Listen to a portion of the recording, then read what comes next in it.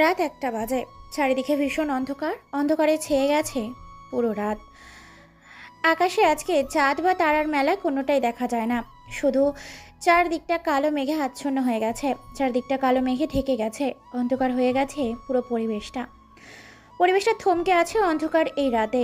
গোডাউনের ভেতর, শহরের মাঝখানে গোডাউনের ভেতর প্রবেশ করে বেশ কয়েকটা ট্রাক, সাথে কালো গাড়ি। ট্রাকগুলোর ভেতর থেকে বেরিয়ে আসে বেশ কিছু ছেলেপুলে। তারপর কালো গাড়িগুলোর ভেতর থেকে আরও বেশি কিছু কালো স্যুট বুট পরিহিত স্মার্ট লোক বেরিয়ে আসে। তারপর সেই লোকগুলোর মধ্যে একজন লোক বলে ওঠে, যত তাড়াতাড়ি সম্ভব ড্রাগসগুলোকে লুট করে পঞ্চকোট কয়াতোয়া নদীর তলদেশে নিয়ে যেতে হবে। ছেলেগুলো তাদের লিডারের কথা শুনে দ্রুত কাজ করতে থাকে। এইভাবে কাজ করতে করতে রাত 1টা থেকে 2টা বেজে যায়। অনেকগুলো ছেলেপুলে কাজ করছে, অন্যদিকে ঘুমের ঘোরে আচ্ছন্ন হয়ে আছে এক অজানা ব্যক্তি। হঠাৎ করে বিছানার ওপর পাশে রাখা মোবাইল ফোনটা বেজে ওঠে। ঘুম ঘুম চোখে ফোনের দিকে তাকিয়ে দেখতে পায় নাসির ফোন করেছে। ঘুম চোখে নাসিরের নাম্বারটা রিসিভ করার সাথে সাথে ওপাশ থেকে নাসির বলে ওঠে, হ্যালো, কোথায় তুই? এখনো পড়ে পড়ে ঘুমাচ্ছিস? এখনো ঘুমের ঘোরে আছে সেই ব্যক্তি। ফোনের ওপাশে থাকা কথাগুলো ভালো করে ফোনের দিকে তাকিয়ে এবার বলে ওঠে, হ্যাঁ বল, কি বলবি দ্রুত বল, আমার ভীষণ ঘুম পেয়েছে। ফয়সাল নামের ব্যক্তিটার এরকম কথা শুনে ফোনের ওপাশে থাকা নাসির এবার বেশ রেগে যায়। নাসির এবার চিৎকার করে বলে ওঠে, আরে ভাই, আজকে পঞ্চগড় করতোয়া নদীর তলদেশে দিয়ে ড্রাগস আর হিরোইন পাচার করা হচ্ছে, তুই কিনা পড়ে পড়ে ঘুমাচ্ছিস? এই কথা শুনে এক লাফ দিয়ে ওঠে ফয়সাল। চোখ কসলাতে কসলাতে দৌড়ে ওয়াশরুম যায়। তারপর হালকা ঠান্ডা পানি ছেটা দিয়ে চোখে আবার বলে ওঠে, তুই শিওর তো যে আজকে মাল পাচার হচ্ছে? কত টাকার মাল হতে পারে? প্রায় 300 কোটি টাকার মাল পাচার করা হচ্ছে আমাদের দেশ থেকে নদীপথে। তুই সব কিছু রেডি করতে বল, আমি কিছুক্ষণের মধ্যে পৌঁছে যাচ্ছি। কলটা কেটে দেয় ফয়সাল। আবার ফয়সাল রেডি হতে শুরু করে। রেডি হতে ইয়ামাহা আর 125 বাইক নিয়ে ফুল স্পিডে বেরিয়ে পড়ে। রাত গভীর থাকায় পুরো রাস্তা শুনশান, ফাঁকা, নিস্তব্ধ। এরকম পরিষ্কার পুরো রাস্তা ফাঁকা। ফুল স্পিডে বাইক চালিয়ে রওনা দিয়েছে। ফয়সালের পরনে আছে কালো জ্যাকেট, কালো প্যান্ট, রঙিন সানগ্লাস, কপালে রুমাল বাঁধা, পাইকার্স, মাথায় হুডি পরা, তারপর হেলমেটও দেওয়া। ফুল স্পিডে চলছে পঞ্চগড়ের উদ্দেশ্যে। অন্যদিকে নাসিরও তার পুরো দলবল ট্রাক ফুল ছেলেফুলে নিয়ে রওনা দিয়েছে পঞ্চগড় করতোয়া নদীর উদ্দেশ্যে। কয়েক ঘন্টার ভেতর তারা করতোয়া নদীটার চারিদিক দিয়ে ঘিরে ধরে প্রায় কয়েকশো ছেলেপুলে নিয়ে এসেছে সেখানে। রাত 2টা বাজে। ভীষণ অন্ধকার, পুরো রাস্তা নির্জন আর শুনশান। চারিদিকটা ভীষণ ভয়ঙ্কর হয়ে উঠেছে। কালো আধারে ছেয়ে গেছে। রাস্তার মধ্যে রাখা আছে বেশ কিছু গাছের টন। অন্যদিক দিয়ে গাড়িগুলো রওনা দিয়েছে পঞ্চগড় হাইওয়ে রাস্তার উদ্দেশ্যে। ফয়সাল, নাসির ও তার দলবলের হাতে আছে স্পাইপার আর AK-47 রাইফেল, বিভিন্ন অস্ত্র, বোম, ককটেল সহ বিভিন্ন আত্মঘাতী অস্ত্র। গাড়িগুলো ফুল স্পিডে চলছে। এমনও পর্যায়ে ট্রাকগুলো পঞ্চগড় হাইওয়ে রাস্তার উপরে এসে ব্রেক মারে। হঠাৎ করে গাড়ি ব্রেক মারাতে ছেলেগুলো লিডার বলে ওঠে, কিরে, হঠাৎ করে গাড়িটা এভাবে ব্রেক করলি কেন? সময় মতো যেতে হবে মালগুলো নিয়ে, না হলে বস প্রত্যেককে মেরে ফেলবে। ছেলেগুলোর লিডার এই কথা বলাতে প্রত্যেকটা গাড়ির ড্রাইভার একসাথে বলে ওঠে, বস, সামনে গিয়ে যেন অনেকগুলো গাছের টন রেখে গিয়েছে, সেগুলো রাস্তা পুরো আটকে দিয়েছে। সেগুলোকে উপেক্ষা করে সামনে যাওয়া সম্ভব নয়। গাছের টনগুলোকে সরাতে হবে, না হলে ট্রাক সামনে এগোবে না। এই কথা শুনে খানিকটা ভয় পেয়ে যায় ছেলেগুলোর লিডার। কেননা এই মাঝরাতে রাত 3টা বাজে চলেছে। এই সময় কে বা কারা কেনই বা রাখতে যাবে গাছের টন? ভীষণ ঘাবড়ে গেছে তাদের লিডার এই দৃশ্য দেখে। কেননা এটা তো তাদেরকে বিপদে ফেলার রাস্তা হতে পারে। তাই লিডার কিছু বলছে না। লিডার বেশ কিছু সময় নীরবতার মধ্যে দিয়ে সময়টা পার করে। নীরবতা ভেঙে এবার তাদের লিডার বলে ওঠে, সবাই সাবধানে থাকবে। এটা হয়তো আমাদের বিপদে ফেলার কোনো একটা পরিকল্পনা। সবাই একসাথে গাড়ি থেকে নেমে টনগুলোকে সরিয়ে দাও। ওকে ঠিক আছে ভাই, এক্ষুনি সরিয়ে দিচ্ছি। এই তোরা সবাই আয়, গাছের টনগুলোকে সরিয়ে দেই। ছেলেগুলো তাদের লিডারের কথা মতো গাছের টনগুলোকে সরিয়ে দেওয়ার জন্য নিচে নামে। তারপর এক এক করে গাছের টনগুলোকে সরাতে থাকে। হঠাৎ করে এমন সময় ঝড়ের বেগে কয়েকটা বুলেট এসে কয়েকটা ছেলের গায়ে লাগে। ছেলেগুলো বুলেটের আঘাতে কয়েক হাত দূরে ছিটকে গিয়ে পড়ে। হঠাৎ এমন হওয়াতে পরিবেশটা থমকে যায়। মুহূর্তের মধ্যে নিস্তব্ধ, শুনশান ও নীরবতায় ছেয়ে যায়। ছেলেগুলোর বিভিন্ন লিডার অবাক চোখে সামনে তাকিয়ে আছে। ভয়ে সবার কলিজার পানি শুকিয়ে গেছে। ছেলেগুলো লিডার গাড়ির ভেতর থেকে নেমে আসে। এক এক করে ছেলেগুলোর সামনে এগিয়ে যায়। দেখতে পায় কয়েকটা বুলেটের আঘাতে তাদের দলের কয়েকটা ছেলে পরপারে পাড়ি জমিয়েছে। হঠাৎ কোথা থেকে গুলি এলো এটা নিয়ে তাদের মধ্যে ভয় বিরাজ করছে। সবাই বন্দুক বের করছে। হঠাৎ করেই কোত্থেকে যেন রকেটের গতিতে আর-15 নিয়ে তাদের সামনে একজন এন্ট্রি নেয়। ছেলেটাকে চেনা যায় না। পরনে সব কালো পোশাক, মাথায় হেলমেট। গাড়িটাকে স্ট্যান্ড করে গাড়ির ওপরে পায়ের ওপর পা রেখে একটা কালো ব্র্যান্ডের সিগারেট জ্বালায়। তারপর কয়েকটা টান দিয়ে আকাশে ধোঁয়াগুলো উড়িয়ে দেয়। মুচকি এসে আগন্তুকটা বলে ওঠে, কিরে, তোরা আমার ডিস্ট্রিক্ট দিয়ে মাল পাচার করবি অথচ আমাকে ট্যাক্স দিবি না, এটা কি করে হয়? কথাটা শুনে খানিকটা ভয় পেয়ে যায় তাদের লিডার। কেননা হঠাৎ করে কোত্থেকে ঝড়ের বেগে হিরোদের স্টাইলে এন্ট্রি নিয়েছে ছেলেটা বুঝতে পারছে না কেউ। আগন্তুকটা ধীরে ধীরে সম্পূর্ণ সিগারেট শেষ করে বাইকের ওপর থেকে নেমে পড়ে। তারপর একটা স্পাইপার ঘাড়ের পেছন থেকে নিয়ে সেটাকে ঠিক করতে থাকে। এটা দেখে ছেলেগুলোর লিডার বলে ওঠে, কে তুই আর কোথা থেকে এলি? আমাদের রাস্তা কেন আটকে রাখছিস? তোর কি মৃত্যুর ভয় নেই? স্বয়ং আজরাইলের সামনে এসে নিজের জীবনটাকে সমর্পণ করে দিলি। এই কথাটা শুনে আগন্তুক ফয়সাল মুচকি একটা হাসি দেয়। তারপর হাতে থাকা স্পাইপার ঠিক করে কয়েকটা গুলি চালায় আকাশে। গুলির শব্দে তাদের লিডার সহ ছেলেগুলো কয়েক হাত পিছিয়ে যায়। মুচকি এসে আগন্তুকটি বলে ওঠে, আমি যেখানে যাই সেখানে ঝর্ণা হলে তুফান, দুইটার মধ্যে একটা সৃষ্টি হয়। সেখানে তুই কিনা বলছিস তুই আজরাইল? দেখ, আমাদের কাজে বাধা দিস না। তোর যদি টাকা লাগে টাকা নিয়ে এখান থেকে চলে যা। যদি বেশি কথা বলিস তাহলে তোর ডেড বডিটাও কেউ খুঁজে পাবে না। ছেলেগুলোর লিডার আরও বেশ কয়েকটা ডায়লগ দেয়। ছেলেগুলো লিডারের ডায়লগ শুনে আগন্তুকটা মুচকি হাসি দেয়। এবার সত্যি বেশ দেরি হয়ে যাচ্ছে। লিডার হাতের ঘড়ির দিকে তাকিয়ে দেখতে পায় 3:30 বাজে। তাই আর দেরি না করে বলে ওঠে, শালা জানোয়ারটাকে মনে হয় আমার কথা শুনতে পায়নি। তোরা কি আছিস? এই শালাকে ধরে করতুয়া নদীর নিচে ফেলে দে। নদীর স্রোতে শালা ভেসে যাবে। কথাটা বলে কয়েকটা ছেলের সামনে এগিয়ে আসে আগন্তুকটি মারার জন্য। কিন্তু অবাক করা বিষয় হচ্ছে আগন্তুকটির ছোঁয়ার আগে কোত্থেকে যেন বেশ কয়েকটা গরম বুলেট এসে ছেলেগুলোর মাথা ভেদ করে দেয়। ছেলেগুলোর লাশ ফেলে দেয় ওভারব্রিজের ওপর। ছেলেগুলোর দেহটা ওভারব্রিজের ওপরেই পড়ে থাকে। এটা দেখে কয়েক হাত দূরে পিছিয়ে যায় ছেলেগুলো, লিডার সহ। ভয়ে তাদের গলা শুকিয়ে গেছে। ছেলেগুলো লিডার বলে ওঠে, কে তুই আর তোর সত্যিকারের পরিচয় কি? তুই এখন কেন এসেছিস? ছেলেগুলো লিডারের কথা শুনে আগন্তুকটা মুচকি একটা হাসি দিয়ে হাসিতে লেগে আছে অন্য রকম রহস্য। আগন্তুক মুচকি হেসে বলে ওঠে, হা হা হা, গ্যাংস্টার কে কে? গ্যাংস্টার কে কে? নামটা শুনে কয়েক হাত দূরে পিছিয়ে যায় ছেলেগুলো লিডার সহ। ভয়ে তাদের গলা শুকিয়ে গেছে। কেননা মৃত্যু যে তাদের সামনেই দাঁড়িয়ে আছে। খুব ভয়ঙ্কর ও হিংস্র যে প্রাণীটা সেটা হলো এই গ্যাংস্টার কে কে। কে কে খুব ভয়ঙ্কর একটা মানুষ। সে বলে কম, মারে বেশি, বোঝায় কম, কাটে বেশি। তাই তো ভয়ে তার নামটা দিয়েছে গ্যাংস্টার কে কে। আর সিটি এই গ্যাংস্টারকে যেখানে গিয়েছে সেখানে তুফান বা সিড্রের ঝড় তুলেছে। আজকে স্বয়ং তাদের সামনে পড়েছে। তাই ভয়ে তাদের কলিজার পানি শুকিয়ে গেছে। ছেলেগুলো কয়েক হাত দূরে পিছিয়ে গেছে। আগন্তুক ফয়সাল এটা দেখে বলে ওঠে, কিরে, নামটা শুনে এই অবস্থা, এখনও তো অ্যাকশনেই যায়নি, কেবল তো শুধু ট্রেইলার দেখেছি। কথাটা শুনে গলার পানি শুকিয়ে গেছে লিডার সহ ছেলেগুলোর। লিডার মুচকি এসে বলে ওঠে, দেখ ভাই, তোর সাথে আমাদের কোনো শত্রুতা নাই। আমাদের বস বিদেশে থাকে। তোর যদি টাকা লাগে টাকা নিয়ে মালামাল নে। তবুও আমাদের সাথে ঝামেলা না করে আমাদের সাথে হাত মিলিয়ে কাজ কর। এতে তোর ভালো হবে। কারণ তুই একা, আমাদের পিছনে কতজন আছে দেখছিস তো। তাই তুই যেই হস না কেন আমাদের সাথে পেরে উঠবি না। ছেলেগুলোর কথা শুনে পাগলের মতো হাসতে থাকে আগন্তুক। কে কে কিলার ওরফে ফয়সাল। ফয়সাল পাগলের মতো হাসতে থাকে, যেন ছেলেগুলো লিডার কি একটা জোকসের মতো কথা বলে ফেলেছে। সেটা শুনে আগন্তুক ফয়সাল পাগলের মতো হাসতে থাকে। এদিক ওদিক দৌড়াদৌড়ি করতে থাকে, ছোটাছুটি শুরু করেছে যেন সে কথাটা বলে ভুল করে ফেলেছে।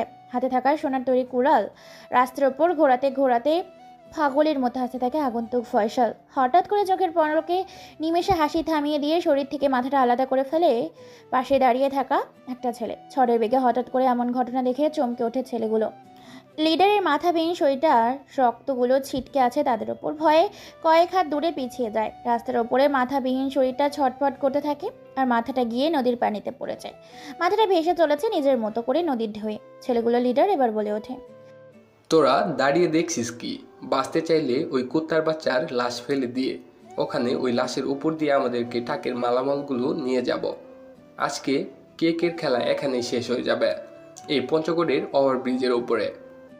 ছেলেগুলো লিডারের কথা বলার সাথে সাথে দল বেঁধে ছেলেগুলো এগিয়ে যায় ফয়সালকে মারতে। ফয়সালের গায়ে হাত দেবে তার আগে ঝড়ের বেগে বিদ্যুতের গতিতে সমুদ্রের ঢেউয়ের স্রোতের কোথা থেকে যেন বুলেটের বন্যা হতে থাকে। ঝড়ের মধ্যে এক এক বুলেট এসে ক্ষত বিক্ষত করে দিচ্ছে লিডারের শরীরটাকে। ছেলেগুলো মুহূর্তের মধ্যেই তলা কাটা মুরগির মতো ওভারব্রিজের ওপর ছটপট করতে থাকে। পরপারে পাড়ি জমায় হ্যাঁ একটা স্পাইপারের গুলি যেন এক একজনকে ভেদ করে 3 জনকে হত্যা করেছে। এতটাই স্পাইপারের বুলেটের পাওয়ার।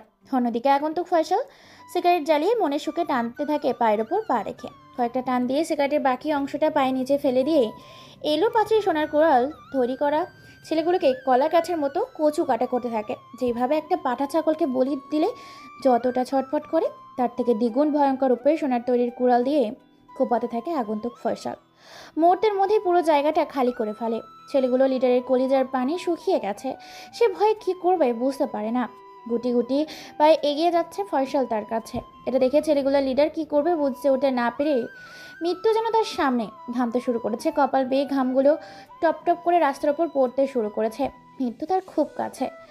এক পর্যায়ে ছেলেগুলো লিডার কোনো কিছু উপায় না পেয়ে ওভারব্রিজের ওপর থেকে পঞ্চগড়ে নদীর নিচে চাপ মারে। সাথে সাথে নদীর স্রোতের পানিতে ভেসে যায় ছেলেগুলো লিডার। এটা দেখে ফয়সাল ও তার ভাই নাসের কয়েকটা গুলি চালায় রাতের আধারে ওভারব্রিজের পঞ্চগড়ের করতেওয়া নদীতে।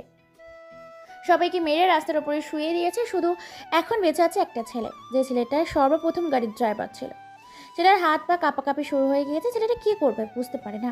ছেলেটা ভয়ার্ত কণ্ঠে বলে ওঠে, তোমরা আমাকে ছেড়ে দাও, আমি তো টাকার বিনিময়ে কাজ করি, আমার পরিবার আছে, আমাকে আমার পরিবারের কাছে যেতে দাও।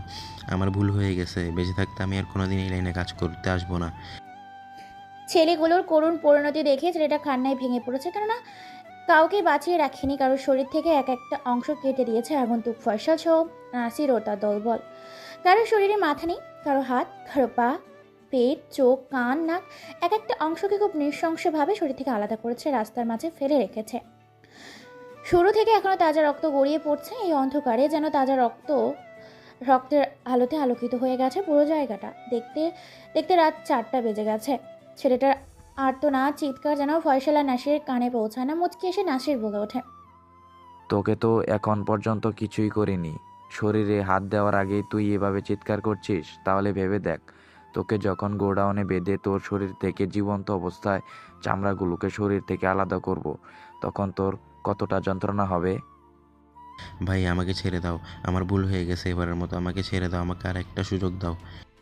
ছেলেটার কথা কেউ শোনে না। গুটি গুটি পায়ে নাসির আর ফয়সাল ছেলেটাকে এগিয়ে যাচ্ছে। আমার সময় ছেলেটা পিছনে একটা লাশের সাথে ধাক্কা খেয়ে লাস্টের ওপর পড়ে। একটা বন্দুক পেয়েছিল। এটা ভয়ে বন্দুক উঠিয়ে সাথে সাথে কয়েকটা গুলি চালায়। হঠাৎ করে গুলি চালানোর কারণে ফয়সালের ডান হাতে গিয়ে গুলিটা লাগে।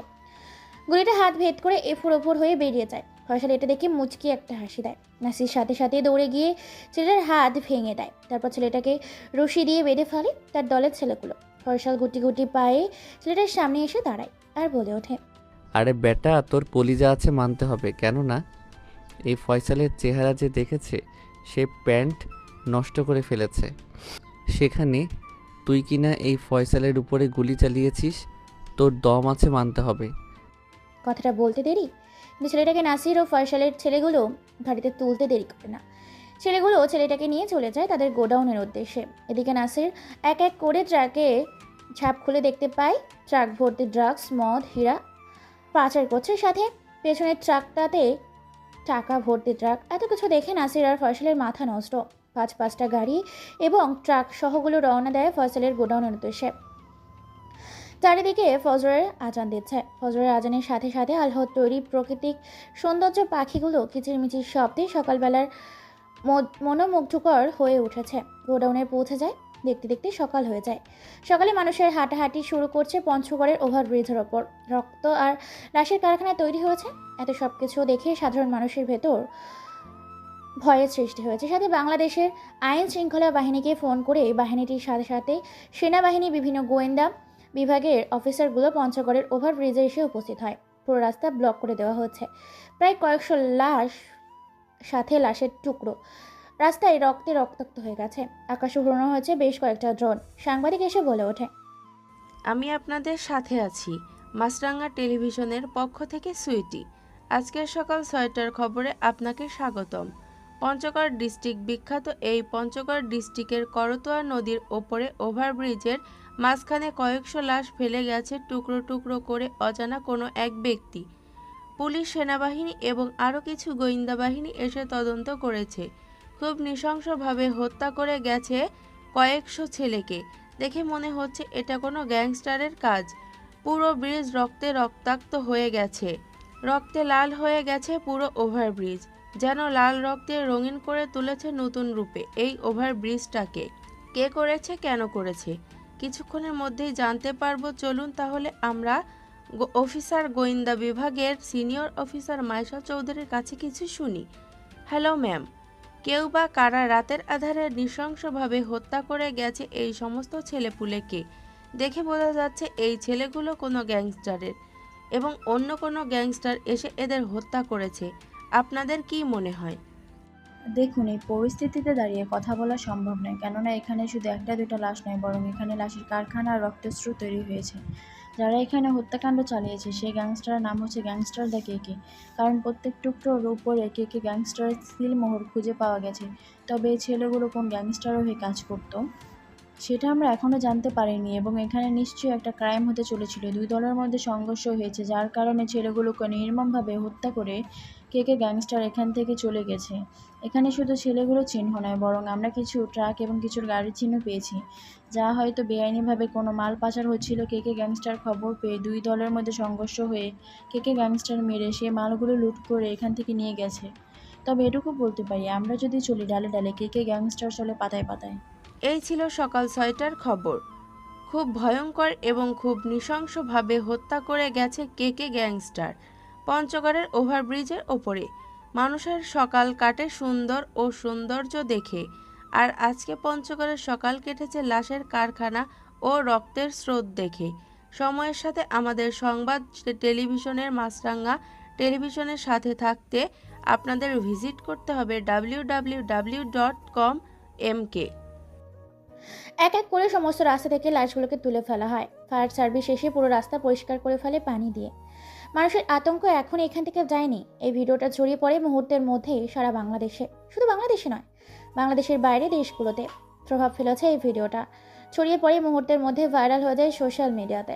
এক দৃশ্য দেখে পাগলের মতো খুশিতে আত্মহারা হয়ে হাসতে থাকে ফয়সাল নাসির। ফয়সাল এখনও ঘুমায়নি, কেবল তো সকালে মিশন শেষ করে বাড়িতে ফিরেছে। প্রচুর ঘুম পাচ্ছে তার, কিন্তু এখন ঘুমালে চলবে না, তাকে যে ভার্সিটিতে যেতে হবে। তাই আর দেরি না করে হালকা রেডি হয়ে বেরিয়ে পড়ে গুটি গুটি পায়ে ভার্সিটির উদ্দেশ্যে।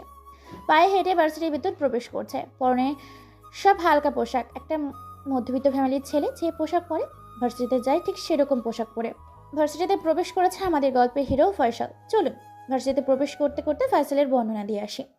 ফয়সাল দেখতে 7 ফুট 2 ইঞ্চি, মিডিয়াম সাইজের, স্বাস্থ্যবান বডি, ফিটনেস ফাটাফাটি, উজ্জ্বল ফর্সা গায়ের রং। এতটুকু তার বর্ণনার ভেতরে প্রবেশ করেছে গুটি গুটি পায়। এদিক ওদিক তাকিয়ে দেখতে পায় ভার্সিটির অনেক ছাত্রছাত্রী এসেছে। মুচকি এসে ভেতরে প্রবেশ করে। এমন সময় পেছন থেকে কোনো কিছুর সাথে ধাক্কা খেয়ে পড়ে যায় ফয়সাল। কোনো কিছু না দেখে না বুঝে পেছন থেকে গালি দিয়ে বলে ওঠে, কোন শালা হুমুদির পুত্রে? শালা, তুই কি চোখে দেখতে পারিস না? জল জীবন্ত একটা মানুষকে ধাক্কা দিয়ে ফেলে দিলি। ছেলেটার এমন কথা শুনে ইয়ামা A15 গাড়িটা স্ট্যান্ডে করে কেউ একজন গাড়ি থেকে নেমে হেলমেট খুলে গাড়ির ওপর রাখে।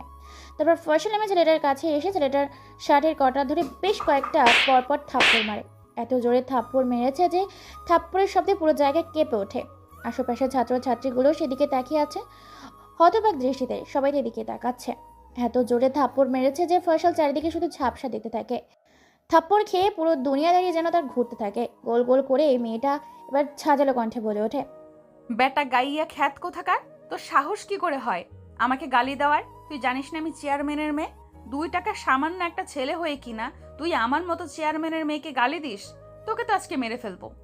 কথাটা বলে ছেলেটাকে মাটির থেকে উঠিয়ে দাঁড় করায়। তারপর বেশ কয়েকটা থাপ্পড় লাগিয়ে দেয় আর বলে ওঠে, তোকে আজকে পুরো ভার্সিটি নাকে দড়ি দিয়ে ঘুরাবো। তুই শুধু এখানে দাঁড়িয়ে থাক, আমি বাইকটাকে পার্কিং করে তোর কাছে আসছি। আজকে তোকে বোঝাবো চেয়ারম্যানের মেয়ের সাথে পাঙ্গা নেওয়ার মানে জীবনের কতটা বিপদ নিজে ডেকে নিয়ে আসা। ফয়সাল কোনো কথা বলে না, হাঁ করে মেয়েটার দিকে তাকিয়ে আছে এক দৃষ্টিতে। মেয়েটা বাইকটা স্ট্যান্ড দিয়ে পার্কিং করার জন্য নিয়ে যায়। ফয়সাল সেদিকে হাঁ করে তাকিয়ে আছে, যেন এই মেয়েটার মাঝে কিছু একটা খুঁজে পেয়েছে। মেয়েটা দেখতে অসম্ভব সুন্দর। হাঁ করে চোখে চোখ রেখে দেখে ফয়সাল সেদিকে তাকিয়ে আছে। মেয়েটা গাড়ি পার্কিং করে আবার চলে আসে ছেলেটার কাছে আর বলে ওঠে, হ্যাঁ, তুই এখন বল, তুই যেন আমাকে কি বলছিস? আমি তোকে কেন ধাক্কা দিয়েছি? আমি চোখে দেখতে পাই না? আমি নাকি চোখ পকেটে নিয়ে ঘুরি? এতক্ষণ তো অনেক কথা বললি, এখন বল দেখি তোর সাহস। ফয়সাল কি বলবে সে বুঝতে পারে না। সে তো কথা বলার ভারসাম্য হারিয়ে ফেলেছে তিথিকে দেখে। তিথির দিকে হাঁ করে তাকিয়ে আছে, যেন চোখের পলকে সে ফেলেছে এক দৃষ্টিতে।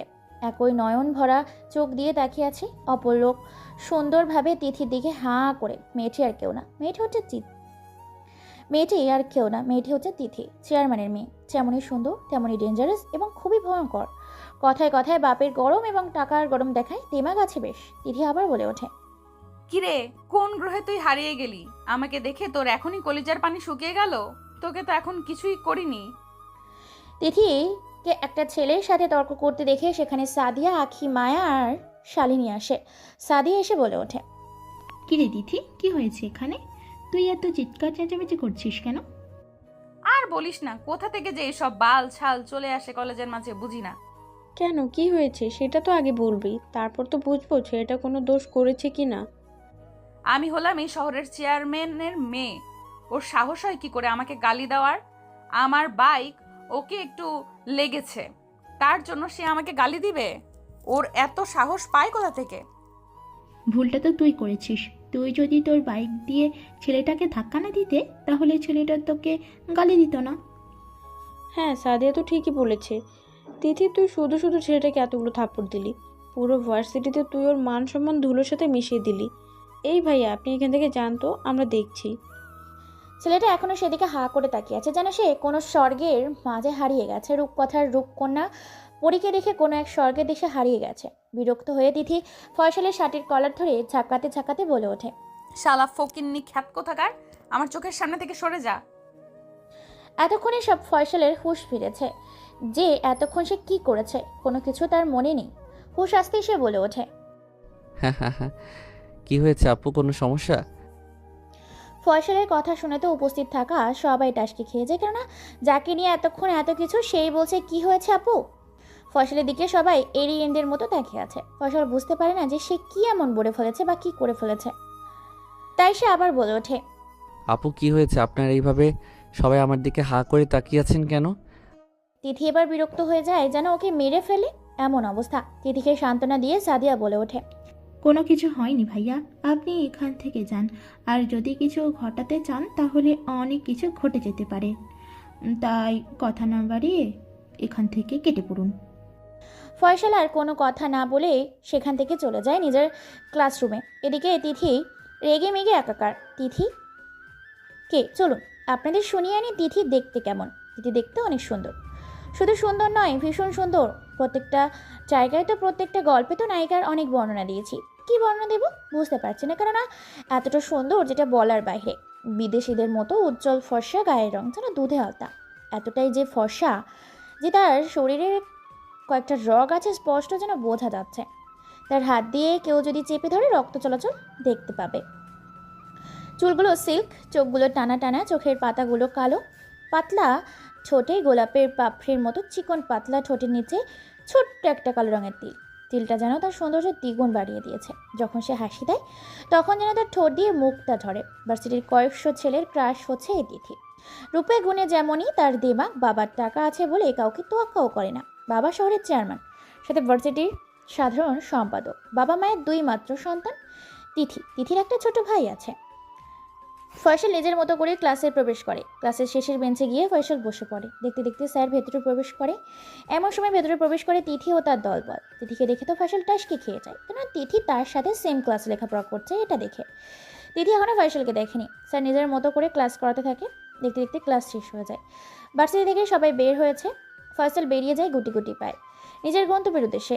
দেখতে দেখতে দিনটা এইভাবেই কেটে যায়। সন্ধ্যা 7টা বাজায়। সোফার ওপর বসে কফি খাচ্ছে ফয়সাল। এমন সময় টেবিলের উপর থাকা ফোনটা বেজে ওঠে। ফোনটা হাতে নিয়ে তাকিয়ে দেখতে পায় ফোনের স্ক্রিনে নাসিরের নাম্বারটা ভেসে উঠেছে। তাই আর দেরি না করে ফোনটা রিসিভ করে। ফোনের উপাস থেকে বলে ওঠে, হ্যালো, কিরে তুই কোথায়? তুই কি ভুলে গিয়েছিস যে গোডাউনে তোকে আজকে আসতে হবে অপারেশনটা সাকসেসফুল করতে? ফয়সাল এই কথা শুনে খানিকটা ভ্যাবাচ্যাকা খেয়ে যায়, কারণ সে সত্যি ভুলে গিয়েছিল যে আজকে তাকে গোডাউনে যেতে হবে। ফয়সাল বলে ওঠে, আমি সত্যি বলছি ভুলে গিয়েছিলাম। তুই কল না দিলে আজকে আর গোডাউনে যাওয়া হতো না। তুই সব কিছু রেডি কর, আমি গোডাউনে আসছি। এই বলে কল কেটে দেয় ফয়সাল। তারপর ফয়সাল ফ্রেশ হয়ে পোশাক আশাক পরে তার পছন্দের R50 বাইকটা নিয়ে বেরিয়ে পড়ে গোডাউনের উদ্দেশ্যে। কিছুক্ষণের মধ্যে গোডাউনে পৌঁছে যায়। গোডাউনের ভিতরে গাড়িটাকে স্ট্যান্ড করে গুটি গুটি পায়ে একটা ছেলের সামনে গিয়ে দাঁড়ায়। ছেলেটাকে চেয়ারের সাথে বেঁধে রাখা হয়েছে। ছেলেটার মাথার ওপর দিয়ে সাদা রঙের একটা বাতি জ্বলছে। চারদিকটা ভীষণ অন্ধকার। ফয়সাল ভেতরে প্রবেশ করার সাথে সাথে রুমের বাতি জ্বলে ওঠে। ছেলেটা এখনো অজ্ঞান আছে, জ্ঞান ফিরে আসেনি।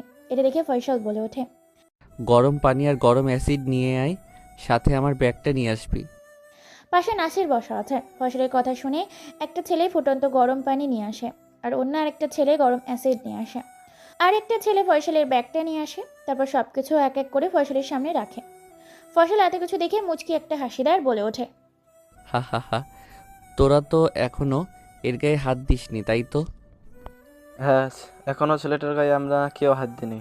তোর জন্য রেখে দিয়েছি, তুই কি করবি তুই ভালো জানিস। আজকে বেশি কিছু করব না, শুধু জাস্ট সত্যি বললেই মেরে ফেলবো। আর যদি সে সত্যি না বলে তাহলে তুই কি করবি? ও তো মিথ্যা কথা বলতে পারে, বানিয়ে কোনো কিছু তোকে বলে দিল, ব্যাস। ও যদি মিথ্যা বলে তাহলে ওর মৃত্যুটা ভয়ঙ্কর মৃত্যু হবে। কথাটা বলে ফয়সাল একটা ইঞ্জেকশন সিরিঞ্জ বের করে। তারপর সেই ইঞ্জেকশন সিরিজটা খানিকটা অ্যাসিড নেয়, তারপর খানিকটা কিছু গরম পানি। এটা দেখে সবাই ভয়ের কলিজা শুকিয়ে গেছে, কেননা সবাই জানে ফয়সাল কতটা ভয়ঙ্কর ও ভয়াবহ একটা গ্যাংস্টার। সবাই তাকে কে কে গ্যাংস্টার বলেই চিনে। ফয়সাল ইঞ্জেকশনের সিরিঞ্জটা ছেলেটার শরীরে পুশ করে দেয়। সাথে সাথে ছেলেটা লাফালাফি শুরু করে, ছটফট করতে শুরু করেছে। গরম পানি আরও অ্যাসিড যে দিক দিয়ে ছেলেটার শরীরে পৌঁছাতে শুরু করেছে সেই দিক দিয়ে ঝরে যেতে শুরু করেছে, সেই দিক দিয়ে গলে যেতে শুরু করেছে। গরম পানি আর অ্যাসিডের কারণে মাংসগুলো শরীরে সেদ্ধ হয়ে পচতে শুরু করেছে। রক্তের সাথে সাথে দৌড়াদৌড়ি করছে গরম পানি ও ফুটন্ত অ্যাসিড। ছেলেটা চিৎকার চেঁচামেচি করতে শুরু করেছে। ছেলেটার চিৎকার যেন ফয়সালের ভালো লাগে না, তাই একটা কালো রঙের কাপড় তার মুখের ভেতর ঢুকিয়ে দেয়। তারপর একটা সিগারেট জ্বালিয়ে সে মনে সুখে টানতে থাকে। ছেলেটা ছটপট করতে থাকে, পাগলের মতো চিৎকার করতে থাকে, কিন্তু তার চিৎকার বাইরে আসে না। এটা দেখে ফয়সাল এবার বলে ওঠে, দেখ, যা বলবি সত্যি বলবি। সত্যি বলার আগেই কিন্তু তোকে কয়েক ডোজ দিয়ে দিয়েছি, তাতেই তোর এই অবস্থা। মিথ্যে বলে কিন্তু এর থেকে ভয়ঙ্কর যন্ত্রণা দেব তোকে। তারপর একটা চিমটি দিয়ে মুখের ভেতর থেকে কাপড়ের টুকরোটা বের করে নেয়। ছেলেটা হাঁপতে থাকে, জল জল করে চিৎকার করতে থাকে। তারপর একটা ছেলে এসে ছেলেটাকে জল খাওয়ায়। ছেলেটা যেন পুরো শান্ত হয়ে যায়, শরীরের জ্বলন্তি কমতে শুরু করেছে। ছেলেটা বলে ওঠে, সত্যি করে বলছি ভাই, আপনারা যা জানার আছে আমাকে শুধু জিজ্ঞেস করেন, আমি সব সত্যি বলে দিব। আমি আর আপনাদের অত্যাচার নিতে পারছি না। আমি জানি ভাই, আপনি খুব ভয়ঙ্কর একটা মানুষ।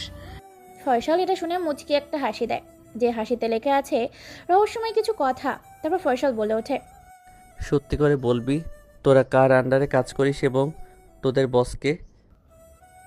ছেলেটা এই কথা শুনে কান্না করতে থাকে। কান্না করতে করতে ছেলেটা বলে ওঠে, ভাই আমি যতটুকু জানি সত্যি বলেছি। আমি যতটুকু জানি শুধু ততটুকুই বলতে পারবো, যেটুকু আমার জানা আছে। আরে বেটা, এত ভূমিকা না করে তুই যেটা জানিস সেটা সত্যি সত্যি বলে দে, যদি প্রাণে বাঁচতে চাস। নয়তো তোকে এতটাই ভয়ঙ্কর অত্যাচার করা হবে যেটা তুই তোর মৃত্যু দেখে আফসোস করবি। ভাই আমাদের বসকে সেটা আমি জানতাম না, তবে আমি আমার লিডারের কথা মতো চলতাম। আমাদের লিডারকে সেদিন আপনারা ধরতে পারেননি। লিডার জানে যে আমাদের আসল বসকে। আমরা কার আন্ডারে কাজ করি, তো লিডারকে চিনি। আপনার লিডারকে পাবেন যমুনা নাইট ক্লাবে। আমি লিডারের আন্ডারে কাজ করতাম। প্রতি মাসে বাইরের দেশ থেকে একটা করে ট্রাক আসতো নদীপথে। সেই ট্রাকগুলো লিডার আমাদের বিতরণ করতো, এবং শিশু পাচার, নারী পাচার, ড্রাগস স্মাগলিং, নারী পাচার, কয়লা পাচার, যত প্রকারের স্মাগলিং আছে সব কিছু আমরা করতাম। ফয়সাল ছেলেটার কথা শুনে আর মনে সুখে সিগারেট আনছে। পাশে বসে আছে নাসির, আর ছেলেটার কথা শুনছে। ফয়সাল সিগারেটটা শেষ করে ফেলে দেয়। নিকোটিনের ধোঁয়াগুলো আকাশে উড়িয়ে দিয়ে বলে ওঠে, তুই যে সত্যি কথা বলছিস এর প্রমাণ কি? তুই তো মিথ্যা বলতে পারিস। ছেলেটা এটা শুনে একটা মুচকি হাসি দেয়, যে হাসিতে লেগে আছে অনেক কিছু কথা। মুচকি হাসিটা দিয়ে মৃদু কণ্ঠে বলে ওঠে, চাইলে এখন আপনারা আমাকে মেরে ফেলতে পারেন, তবে আমার জীবনের কোনো আফসোস নেই, কারণ আমি যা বলেছি সব সত্যি বলেছি। ফয়সাল, এখন তুই কি করবি? একে ছেড়ে দিবি নাকি মেরে ফেলবি? কারণ আমার মনে হচ্ছে ছেলেটা যা বলছে সত্যি কথা বলেছে। ওকে প্রাণে মেরে ফেলতে হবে, কারণ ওকে ছেড়ে দিলে সে আমার রহস্যের কথা সারা দুনিয়াকে জানিয়ে দেবে। আর ওর সবচেয়ে বড় দোষ হচ্ছে সে আমাকে দেখে ফেলেছে। ভাই, আমাকে মেরো না, আমাকে ছেড়ে দাও এবারের মতো। আমি ভুল করে ফেলেছি, আমাকে তোমাদের সাথে পাঙ্গা নিয়ে। তোর ভুল আমাদের সাথে পাঙ্গা নেওয়া নয়, তোর ভুল হচ্ছে তুই আমাকে দেখে ফেলেছিস। মরার জন্য তৈরি হ। কথা দিয়েছিলি যে তুই ওকে সবচেয়ে সহজ মৃত্যু দিবি যদি সে সত্যি বলে। সেটা তোকে সব সত্যি কথা বলেছে, তাহলে এক কাজ কর, ওকে সবচেয়ে সহজ মৃত্যুটা দে, যেটা দেওয়া যায় সেটা দে। তোকে যেহেতু কথা দিয়েছিলাম তাই তোকে সবচেয়ে সহজ মৃত্যু দিব, তুই বুঝতেও পারবি না। কথাটা বলে আবার একটা সিগারেট চালায় ফয়সাল। তারপর টানতে থাকে। ছেলেটার ভয়ে গলা শুকিয়ে গেছে, ছেলেটা কাঁদতে থাকে। ছেলেটার গলা দিয়ে কোনো আওয়াজ বের হয় না, কেননা মৃত্যুদার নিশ্চিত নিজের মৃত্যুটা নিজের চোখে দেখবে। যে মৃত্যু এতদিন সে সবাইকে দিয়ে এসেছে, কিন্তু আজ মৃত্যু তার নিজেই নিজের কাছে। নাসির বলে ওঠে। নাসিরের কথা মতো ছেলেটার চোখে একটা কালো রঙের কাপড় বেঁধে দেওয়া হয়। তারপর ফয়সাল একটা ইঞ্জেকশনের সিরিঞ্জ বের করে ঘুমের ইঞ্জেকশন ছেলেটার শরীরে পুশ করে দেয়। সাথে সাথে ছেলেটা ঘুমের দুয়ারে ঢলে পড়ে। ছেলেটা ঘুমের দুয়ারে ঢলে পড়ার সাথে সাথে ছেলেটাকে কয়েকজন মিলে একটা বেঞ্চের ওপর শুয়ে দেয়। তারপর ছেলেটার হাত পা বেঁধে ফেলে। তারপর ঠিক যেইভাবে গরুকে জবাই করা হয় একইভাবে ফয়সাল ছেলেটার গলার ওপর থেকে একটা ছড়িয়ে চালিয়ে দেয়। গরুকে যেভাবে জবাই করা হয় ঠিক সেইভাবে জবাই করে ফেলে ছেলেটাকে। তারপর ছেলেটার লাশটা পঞ্চগড় কতোয়া নদীতে ফেলে দিতে বলে। নাসির বলে ওঠে, তোর ভাবি তোকে আমাদের বাড়িতে যেতে বলেছে, জানি না তোকে কি যেন বলার আছে, তাই তোকে এখন আমার সাথে আমার বাড়িতে যেতে হবে। দেখ ভাই, ভাবির এক কথা আর আমাকে ভালো লাগে না। বিয়ে কর বলে বলে আমার কান ঝালাপালা করে দিয়েছে। দেখ, তোর টাকা পয়সা কম নেই, বাবা যতগুলো ধন সম্পদ রেখে গিয়েছিল সেভাবেই তোর জন্য সব কিছু রেখা দেওয়া আছে, তারপরে তুই বিয়ে করতে চাস না, এর কারণটা বলতো। ফয়সাল এবার নাসিরের কথা শুনে হাসতে থাকে। হাসতে হাসতে ফয়সাল বলে ওঠে, আরে ভাই, তুই আর চিন্তা করিস না, ভাবির ইচ্ছে আর অপূর্ণ রাখবো না। কিছুদিনের মধ্যেই ভাবির সঙ্গে নিয়ে আসবো ভার্সিটি থেকে। কথাটা বলে গোডাউন থেকে গাড়ি নিয়ে রওনা দেয় তারা। দুই ভাই, হ্যাঁ, ফয়সাল আর নাসির আপন দুই ভাই, তবে ফয়সাল আলাদা থাকে তার ভাবির জ্বালায়, কেননা বাড়িতে থাকতে সব সময় শুধু বিয়ের কথা বলে। এই জন্য ফয়সাল ভয়ে আলাদা থাকে। দুই ভাই মিলে কথা বলতে বলতেই বাড়ির সামনে এসে কলিং বেল বাজায়। কলিং বেলের শব্দ পেয়ে দরজা খুলে দেয়। ফয়সালকে দেখে তার ভাবি বলে ওঠে, আরে ফয়সাল, তুমি এতদিন পরে এই বাড়িতে? ভাবি, তুমি তো বললে আমাকে আসতে বলেছো। আমরা কি কেউ তোর আপনজন যে তুই আমাদের কথা ভাববি বা আমাদের সাথে তুই দেখা করতে আসবি? ভাবি এরকম কথা বলে না, আমি তো তোমাদেরই আপনজন, শুধু কিছুদিনের জন্য বাইরে গিয়েছি, চলে আসবো। হয়েছে হয়েছে, তোকে আর মিথ্যা কথা বানিয়ে বানিয়ে বলতে হবে না, ভেতরে আয়। সবাইকে দেখছি, কিন্তু আমি আমার লক্ষ্মী মামুনিকে দেখতে পাচ্ছি না, সে কোথায় গেছে? এই নিজের রুমে পড়ে পড়ে হয়তো ঘুমাচ্ছে, গিয়ে দেখ যা। তারপর ফয়সাল গুটি গুটি পায়ে মনির রুমে গিয়ে দেখতে পায় মনি এখনো ঘুমাচ্ছে। তাই তাকে ডিস্টার্ব না করে ফয়সাল সেখান থেকে চলে আসে আর বলে ওঠে, ভাবি, ও তো ঘুমাচ্ছে, তাহলে আজকে আমি গেলাম আর তোমার ইচ্ছে খুব শীঘ্রই পূরণ করব। বলে ফয়সাল সেখান থেকে বেরিয়ে পড়ে আর কোনো কথা বলে না। আপনাদের জানার ইচ্ছে করছে না যে এই দুই ভাই মাফিয়া? হ্যাঁ, দুই ভাই মাফিয়া। ছোটবেলায় কয়েকজন সন্ত্রাসী তাদের বাবা মাকে মেরে ফেলেছিল। তখন থেকেই প্রতিশোধ নেওয়ার জন্য তারা গ্যাংস্টার হয়ে ওঠে। টোকাই থেকে মাস্তান হয়েছে, মাস্তান থেকে এখন গ্যাংস্টার। নাসিরের থেকে ফয়সাল ভীষণ ভয়ঙ্কর। দেখতে দেখতে রাত শেষ হয়ে সকাল হয়। সকালে ফ্রেশ হয়ে হালকা কিছু খেয়ে আবার ভার্সিটির উদ্দেশ্যে রওনা দেয় ফয়সাল। ভার্সিটিতে নিজের মতো করে গান গাইতে গাইতে প্রবেশ করছে ফয়সাল। এমন সময় পেছন থেকে মেয়েলি কণ্ঠে বলে ওঠে, এই যে হিরো সাহেব, এদিকে আসেন। পেছন থেকে কারো কথা শুনে দাঁড়িয়ে যায় ফয়সাল। ফয়সাল পেছনে ঘুরে দেখতে পায় কালকে সেই মেয়েটা তাকে ডাকছে। ফয়সাল সেখানে দাঁড়িয়ে আছে। এটা দেখে মেয়েটা আবার বলে ওঠে, কিরে, তোকে যে ডাকতেছি, তোর কানে কি আমার কথা যায় না নাকি তুই ইচ্ছে করে শুনতে পাস না? তুই তুই কি চোখের সাথে সাথে আজকাল কানেও শুনতে পাস না নাকি? ফয়সাল এবার গুটি গুটি পায়ে তিথির সামনে দাঁড়ায় আর মুচকি এসে বলে ওঠে, দেখেন, যা বলবে তাড়াতাড়ি বলো, কি বলার আছে দ্রুত বলো, আমার হাতে সময় নেই। ফয়সালের মুখে তিথি এই কথা শুনে ভীষণ রেগে যায়। তিথি রেগে রেগে চিৎকার করে বলে ওঠে, ফকিন্নি, তোর সাহস কি করে হয়? তুই আমাকে সময় দেখাচ্ছিস? যেখানে আমার সাথে সবাই কথা বলার জন্য অ্যাপয়েন্টমেন্ট নিয়ে রাখে, সেখানে তুই আমাকে সময় দেখাচ্ছিস? তোর সাহস দিন দিন আমি দেখে অবাক হয়ে যাচ্ছি। ফয়সালের এই কথা শুনে পাগলের মতো একটা মুচকি হাসি দেয়, যে হাসিটা সবার ক্রাশ। মুচকি হাসি দিয়ে ফয়সাল বলে ওঠে, আমি তো সবার থেকে স্পেশাল, সবাই আপনার সাথে কথা বলার জন্য অ্যাপয়েন্টমেন্ট নিয়ে থাকে, কিন্তু আপনি আমার সাথে কথা বলার জন্য অ্যাপয়েন্টমেন্ট নিয়ে রাখেন। ফকিন্নি, চুপ কর। এমনিতেই আজকে আমার মেজাজটা ভালো আছে, তাই তোর সাথে ঝগড়া করতে চাই না। এই না টাকা, আমার জন্য ওখান থেকে 2 প্যাকেট সিগারেট নিয়ে আয়। ফয়সাল তিথির মুখে এই কথা শুনে তো টাসকি খেয়ে যায়, কেননা সে এতদিন জানতো ছেলেরা সিগারেট খায়, কিন্তু আজকে তিথির কথা শুনে সে তো হতবাক। তিথির দিকে তাকিয়ে আছে, কারণ মেয়েটাও সিগারেট খায় এটা ভেবে। ফয়সাল বলে ওঠে, আমি কারো বাপের কৌতাল নই যে যার তার কথা শুনে সিগারেট এনে দেব। কি বললি ফকিন্নি? তোর সাহস কি করে হয় আমার মুখে মুখে তর্ক করার? এটা বলে তিথি মারি এক থাপ্পড় খেয়ে ড্যাব ড্যাব চোখে ফয়সাল সেদিকে তাকিয়ে আছে। তিথি বলে ওঠে, থাপ্পড় খেয়ে এখন সোজা হয়ে গেলি, বুঝেছিস? চেয়ারম্যানের মেয়ের কথা অমান্য করলে এরকম থাপ্পড় তোকে বারবার খেতে হবে। ফয়সাল থাপ্পড় খেয়ে মনে মনে ভাবতে থাকে, অনেক হয়েছে তোর নেতাগিরির, তোর অহংকার দ্বারা এখনই ভেঙে দিচ্ছি। কথাটা বলে ফয়সাল নিজের ঠোঁট দিয়ে তিথির 4 ঠোঁট এক করে দেয়। পুরোনো ভার্সিটির ছেলে মেয়ে সহ পুরো ভার্সিটির ক্যাম্পাস এদিকে হা করে তাকিয়ে আছে। কেউ কেউ তো আবার ভিডিও করছে। এইভাবে প্রায় 5 মিনিট চলে যায়। তিথি নিজেকে ছাড়ানোর জন্য অনেক চেষ্টা করছে, কিন্তু কোনোভাবেই পারছে না। ফয়সালও নিজের ইচ্ছে মতো তিথিকে কিস করতে থাকে। তিথি এবার ফয়সালকে ধাক্কা দিয়ে বেশ কয়েকটা থাপ্পড় দেয় আর বলে ওঠে, শালা জানোয়ারের বাচ্চা, ফকিন্নি গাইয়া খ্যাত, তোর সাহস কি করে হয় চেয়ারম্যানের মেয়েকে কিস করার? তোকে তো আজকে এখানে মেরে ফেলবো, তোর জিব্বাটা তো এখানেই কেটে ফেলবো। তোর সাহস কি করে হয় তুই আমাকে এতগুলো ছেলে মেয়ের সামনে কিস করিস? আজ তোর জিব্বাটা কেটে ফেলবো, তুই শুধু দাঁড়া। ফয়সাল কোনো কথা বলে না। ফয়সাল সেখানে দাঁড়িয়ে থাকে, মুচকি মুচকি হাসতে থাকে, চিৎকার করে বলে ওঠে, তুই শুধু কিছুক্ষণ অপেক্ষা কর। তোর হাসি আমি পাছা দিয়ে যদি বের না করেছি, আমার নাম তিথি না। তোর সাহস হয় কি করে তুই আমাকে সবার সামনে কিস করিস? তুই আমার ঠোঁট নোংরা করে দিলি, মনে হচ্ছে নিজের ঠোঁটটাকে কেটে ফেলি। তোর শরীর থেকে তো এমনি দুর্গন্ধ বের হচ্ছে, তার উপর তুই আমাকে জড়িয়ে ধরেছিলিস। হ্যাঁ হ্যাঁ ঠিক আছে, কাকে নিয়ে আসেন। আমি ওই আম গাছের নিচে গিয়ে বসলাম।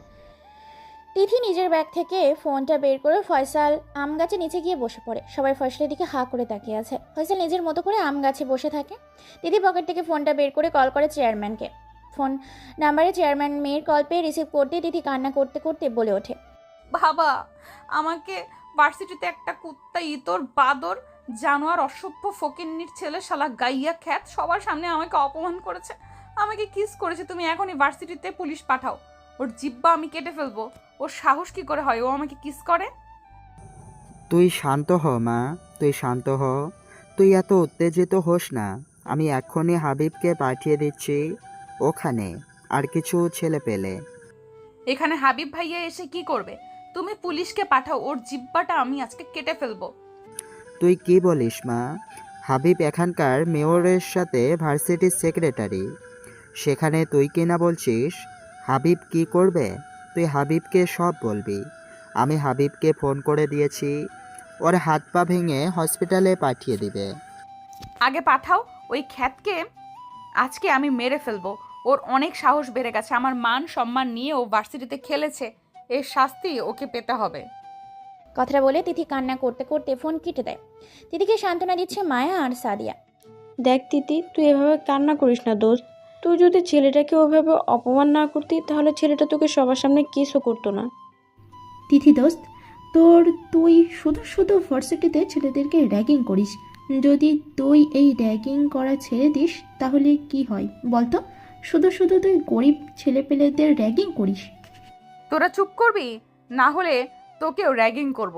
র্যাগিং না করলে ও না আমাকে ভয় পাবে না, ভার্সিটিতে আমাকে সম্মান দিবে না। ওকে আজকে হসপিটালে পাঠাবো, তাহলে সবাই ভয়ে আমার সাথে আর কেউ পাঙ্গা নিতে আসবে না। এখানে হাবিব ভাই আসতেছে। অন্যদিকে চেয়ারম্যান হাবিবকে কল দেয়। হাবিব সাথে সাথে 2-3টে গাড়ি ছেড়ে ভার্সিটির উদ্দেশ্যে রওনা দিয়েছে। অন্যদিকে কাটোয়া নদী থেকে ছেলেগুলোর লিডার ছাপ মারার সাথে সাথে পানির স্রোতে লিডারকে ভাসিয়ে নিয়ে আসতে শুকনো একটা স্থানে কোনো রকমে নিজের জীবন বাঁচিয়ে সেখানে উঠে পড়ে, পালিয়ে যায় কোনো এক গন্তব্যে উদ্দেশ্য। সেখানে গিয়ে নতুন একটা মোবাইল ফোন কিনে আর সিম কিনে সাথে সাথে একটা নাম্বার মোবাইলে টাইপ করে কল করে বলে ওঠে, হ্যালো ভাই, আপনি কোথায়? দ্রুত আমার জন্য একটা হেলিকপ্টার পাঠান, আমি মরতে মরতে বেঁচে ফিরছি। ছেলেগুলোর লিডার এতক্ষণ নাইট ক্লাবে বসে মদ খাচ্ছিল। হঠাৎ করে তার দলের ডান হাত আপন লিডারের কথা শুনে মদের গ্লাসটা হাত থেকে ফেলে দেয় আর বলে ওঠে, তুই মরতে মরতে বেঁচে ফিরে এসেছিস মানে কি? তুই ঠিক আছিস তো? আমার দলের ছেলেপেলেগুলো ঠিক আছে তো? সময় মতো মালগুলো ডেলিভারি দিয়েছিস তো তোরা? ভাই, আমি ছাড়া কেউ বেঁচে নেই, সবাইকে মেরে ফেলেছে, আমাদের গাড়িগুলো নিয়ে চলে গেছে তারা। আমি নিজের জীবন বাঁচিয়ে খুব কষ্ট করে সেখান থেকে ফিরে এসেছি আজরাইলের হাত থেকে। মানে তার মানে মালগুলো কে নিয়ে গেছে? কে তোদের মেরেছে? কার এত বড় কলিজা যে মেহেদি গ্রুপ অফ ইন্ডাস্ট্রিজের মালিকের গাড়িগুলো আটকায় এবং তার লোকের উপর হামলা করে? কার এত বড় কলিজা? ভাই, এইসব কিছু করেছে কে গ্যাংস্টারের কে গ্যাংস্টার সেখানে এসেছিল। রাস্তার মাঝে গাছের টন রেখে আমাদের গুলি করে আক্রমণ করে। আমরা সংখ্যায় কম ছিলাম, তারা সংখ্যায় বেশি ছিল। ঝড়ের মতো গুলি করে আমাদের সব ছেলেকে মেরে ফেলেছে, শুধু আমি প্রাণে বেঁচে আছি। এই কথা শুনে রেগে মেগে একাকার। সামনের কাচের টেবিলটা হাতে তুলে মারে এক আছাড়, সাথে সাথে কাচের টেবিলটা ভেঙে টুকরো টুকরো হয়ে যায়। মেহেদি রেগে মেগে একাকার। মেয়েটি হচ্ছে একটা গ্যাংস্টার, বাংলাদেশের সবচেয়ে সিক্রেট এবং আন্ডারওয়ার্ল্ড। সকল রকম অবৈধ কাজ সে করে। নারী ব্যবসা থেকে শুরু করে দেশের সমস্ত পাচার, শিশু পাচার, সমস্ত কিছু খারাপ কাজের সাথে যুক্ত আছে। চিৎকার করে মেহেদি বলে ওঠে, চারদিকে শুধু কে আর কে। এই কে তো আমার বাঁচার সমস্ত রাস্তা বন্ধ করে দিতে শুরু করে দিয়েছে। এভাবে চলতে পারে না, ওকে যে করে হোক পৃথিবী থেকে সরিয়ে দিতে হবে। অনেক হয়েছে তার অত্যাচার, এখন শুধু অত্যাচারও চলবে এই মেহেদির। মেহেদি এবার কল করে লিডারকে আর বলে ওঠে, তুই আমার ঠিকানায় চলে আয় এবং আমাদের কিছু ছেলেপেলেদের খোঁজ খবর নিতে বল। বর্তমানে কে কোথায় ছদ্মবেশে আছে, যে করে হোক তার পরিচয় খুঁজে বের কর, তার দুর্বলতাকে খুঁজে বের কর। জি ভাই, অবশ্যই। আমি ছেলেপেলে আগেই লাগিয়ে দিয়েছি, কিছুক্ষণের মধ্যে আপনি আপনার ঠিকানায় পৌঁছে যাচ্ছি। কথা বলে কলটা কেটে দেয়। এদিকে হাবিব 2-3 গাড়ি ছেলে পুলে নিয়ে ভার্সিটির ভেতর প্রবেশ করে। ফয়সাল আম গাছের নিচে বসে আছে, একটা ছোট ছেলের সাথে কথা বলছে।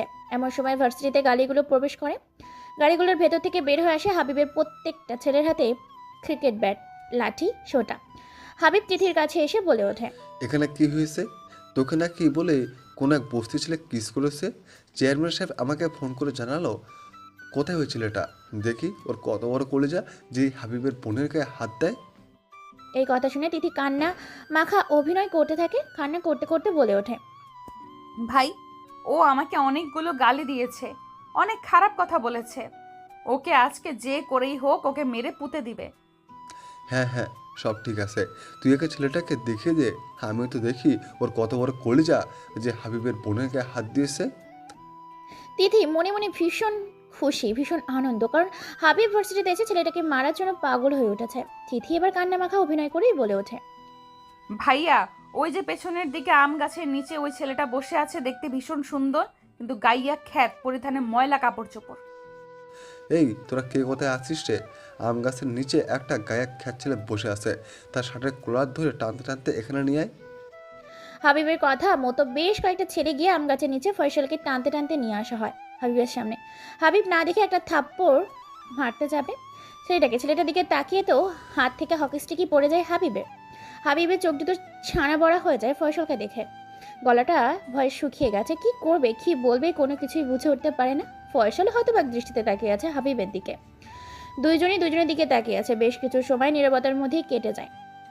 তিথি তাদের দুজনের দিকে তাকিয়ে আছে। নীরবতা ভেঙে তিথি বলে ওঠে, ভাইয়া কি হলো তোর? ওকে মারতে গিয়ে থেমে গেলি কেন? ওকে মেরে এখানে পুঁতে দে। আজকে ওর সাহস কি করে হয় ও আমার গায়ে হাত দেয়? হাবিব ফয়সালকে দেখেই থমকে যায়। কি করবে কি বলবে বুঝতে পারে না। হাবিবের মাথা কাজ করে না। ফয়সালকে দেখে মাথা কাজ করা বন্ধ করে দিয়েছে। হাবিব বলে ওঠে, এই তোরা ছেলেটাকে ছেড়ে দে, ওর থেকে দূরে চলে আয়। হাবিবের এরকম কর্মকাণ্ডে সবাই হতবাক দৃষ্টিতে তাকিয়ে আছে। ভার্সিটির মাঠের দিকে। তিথি স্পষ্ট দেখতে পায় হাবিব ভয় পেয়েছে ফয়সালকে দেখে, কিন্তু তিথি বুঝতে পারে না হাবিব যেখানে সবচেয়ে বড় মাথা সেখানে ফয়সালকে দেখে কেন ভয় পাচ্ছে। হাবিব কথা ঘোরানোর জন্য আমতা আমতা করে বলে, আরে ফয়সাল, তুই এখানে কি করছিস? এই, তোদেরকে না ছেলেটাকে তুলে আনতে বললাম, তোরা ফয়সালকে তুলে আনলি কেন? হাবিবের কথা শুনে তিথির টাচকি খেয়ে যায়। তিথি বলে ওঠে, আরে ভাইয়া, এই ছেলেটাই তো আমাকে কিস করেছে আর অপমান করেছে, তুই একে ছেড়ে দিচ্ছিস কেন? হাবিব এবার ফয়সালকে দেখে। তিথির কথা শুনে কথা ঘোরানোর জন্য আমতা আমতা করে হাবিব বলে ওঠে, আরে পাগলি, তুই এটা কি বলছিস? ফয়সাল এটা কোনোদিন করতে পারে না, ও খুব ভালো ছেলে, ওকে আমি চিনি। আরে ভাইয়া, তুই কি বলছিস? এই ব্যাটাই আমাকে ভার্সিটির সামনে অপমান করেছে। আচ্ছা শোন, ও খুব গরিব এবং খুব ভালো একটা ছেলে, ওকে আমি ভালো করে চিনি। ও যদি তোর সাথে কোনো কিছু করে থাকে তুই ওকে ক্ষমা করে দে, ও আর এমন করবে না। ফয়সাল, তুই এরকম আর করিস না, ঠিক আছে? মিলেমিশে থাকিস। হাবিব আর কথা বলে না। কিছু বুঝে গেছে হাবিব ফয়সালকে ভয় পাচ্ছে কোনো কারণে। হাবিব এবার কোনো কথা না বলে চোখের ইশারা দিয়ে সেখান থেকে বেরিয়ে পড়ে। ফয়সাল এটা দেখে মুচকি হাসি দেয়, যে হাসি দেখে ফেলে তিথি ভেবে পায় না হাবিব ভাই কেন ফয়সালকে ছেড়ে দিল। ফয়সাল দলবল নিয়ে সেখান থেকে বেরিয়ে পড়ে। ফয়সাল মুচকি হাসি দিয়ে সেখান থেকে যখনই চলে আসতে যাবে, তিথি পেছন থেকে বলে ওঠে, তুই কি ভেবেছিস তোকে ভাইয়া ছেড়ে দিয়েছে বলে কি আমিও তোকে ছেড়ে দেব? এর প্রতিশোধ আমি নিয়ে ছাড়বো। এই বলে তিথি সেখান থেকে চলে যায়। তিথি বুঝতে পারে না হাবিব যেখানে শহরের মাথা সেখানে কিনা ফয়সালের মতো একটা ছেলেকে দেখে ভয় পাচ্ছে। এটা তিথি স্পষ্ট দেখেছে, পুরো ভার্সিটি দেখেছে। ফয়সালকে দেখে ভয় পেয়ে গিয়েছিল। ফয়সাল যে দিক দিয়ে যায় সেদিক দিয়ে ছেলে মেয়েগুলো হা করে দেখে ফয়সালের দিকে তাকিয়ে থাকে, কেননা শহরের সবচেয়ে বড় মাথা হাবিব ফয়সালকে দেখে ছেড়ে দিয়েছে, যেখানে কিনা তিথির বিরুদ্ধে গিয়ে। তাই ফয়সালকে দেখে কেউ আর কোনো কথা বলে না, সবাই ফয়সালকে গায়ে খ্যাত বলে গালি দিত। এখন ফয়সালকে আশেপাশেও যেতে দেখে সবাই ভয় করে। অন্যদিকে লিডারের কথা মতো তার ছেলে বলে ফয়সালের খোঁজ খবর করতে থাকে। এক পর্যায়ে খোঁজ খবর পেয়েও যায়। তারপর লিডারকে ফোন করে সবকিছু এক এক করে সমস্ত ঘটনা জানিয়ে দেয়। লিডার সবকিছু খবর পেয়ে ফোন করে তার বস মেহেদির কাছে। মেহেদি কয়েকজন মাফিয়াকে নিয়ে কিছু ডিল করেছে। এমন সময় তার ফোনটা বেজে ওঠে। ফোনটা রিসিভ করে বলে ওঠে, আমি কাজে আছি, যা বলবি দ্রুত বল, কি হয়েছে? ভাই, কেকের ব্যাপারে সমস্ত খবর পেয়ে গেছি। সে ভার্সিটিতে ছদ্মবেশে অ্যাডমিশন নিয়েছে আপনার খোঁজে, এবং তার পরিবারের খবর আমরা এখনো পাইনি। খুব সুন্দর কথা, আমার অ্যাডমিশনের ব্যবস্থা করে এই ভার্সিটিতে এবং তার পরিবারের খোঁজ খবর নেয়। ঠিক আছে ভাই, কাজ হয়ে যাবে, আপনি কোনো চিন্তা করবেন না। এবার ওই কেকের খেলা শেষ করে দিব। ওর খেলা শুধু নয়, ওকে পৃথিবী থেকে সারা জীবনের জন্য সরিয়ে দেব। ওর অস্তিত্ব বলতে এই পৃথিবীতে কোনো কিছুই থাকবে না। ঠিক আছে বস, আমাদের ছেলেপেলে গুলো খোঁজ খবর নিচ্ছে। আমি তাহলে এখন রাখি, আপনি দ্রুত চলে আসবেন। কালকে আমি ভার্সিটিতে অ্যাডমিশনের ব্যবস্থা করছি আপনার। ওকে, ঠিক আছে। এই বলে কল কেটে দেয় মেহেদি। অন্যদিকে লিডার সমস্ত কিছু ঠিকঠাক করতে থাকে মেহেদি ভার্সিটির অ্যাডমিশনের জন্য। দেখতে দেখতে আজকের মতো ভার্সিটির সময় শেষ হয়ে যায়। ভার্সিটি শেষ করে পায়ে হেঁটে যেতে শুরু করেছে ফয়সাল নিজের মতো করে। রাস্তার এক সাইড দিয়ে নিজের গন্তব্যে যাওয়ার জন্য রওনা দিয়েছে ফয়সাল। অন্যদিকে ভার্সিটি যে ঘটনার পর তিথি ফয়সালকে ফলো করতে শুরু করেছে। ফয়সাল পায়ে হেঁটে যাচ্ছে, পেছনে তিথি আর তার 115 বাইক নিয়ে ফলো করছে ফয়সালকে। পায়ে হেঁটে যাচ্ছে ফয়সাল, এমন সময় পকেটে থেকে ফোনটা বেজে ওঠে। ফোনের স্ক্রিনে তাকিয়ে দেখতে পাই ফোন করেছে তার ভাই নাসির। নাসিরের ফোন পেয়ে ফোনটা রিসিভ করার সাথে সাথে ফোনের ওপাশ থেকে নাসির বলে ওঠে, কিরে ফয়সাল, তুই কোথায়? দ্রুত তুই আমার বাড়িতে চলে আয়, তোর খুব দরকার। এত তাড়াতাড়ি তোদের ওখানে যাব মানেটা কি? জানি না, তবে তোর ভাবেই তোকে আসতে বলেছে, সেজন্যই তোকে আসতে বললাম। ঠিক আছে, আমি ভার্সিটি থেকে বাড়ি যাচ্ছি, যাওয়ার সময় দেখা করে যাব। ওকে ঠিক আছে, যাওয়ার সময় মনে করে এপাশ দিয়ে দেখা করে যাইস। এরপর কল কেটে দেয় ফয়সাল। তারপর একটা রিক্সা নিয়ে রওনা দেয় তার ভাবিদের বাড়ির উদ্দেশ্যে। পেছন থেকে তিথি ফলো করতে থাকে। কিছুক্ষণের মধ্যেই বাড়িতে পৌঁছে যায় ফয়সাল। তারপর গেট খুলে ভেতরে প্রবেশ করে ফয়সাল এত বড় একটা বাড়িতে প্রবেশ করছে, এটা দেখে অবাকের চরম পর্যায়ে পৌঁছে যায় তিথি অবাক হয়ে সেদিকেই তাকিয়ে আছে। গুটি গুটি পায়ে ভেতরে প্রবেশ করছে ফয়সাল। তিথি মোবাইলটা বের করে কয়েকটা ছবি তুলে নেয়। তারপর তিথি সেখান থেকে চলে যায়। তিথি বুঝতে পারে না যে ছেলেটা খ্যাত গাইয়া ভূত, সেই ছেলেটা এত বড় বাড়িতে কি করছে।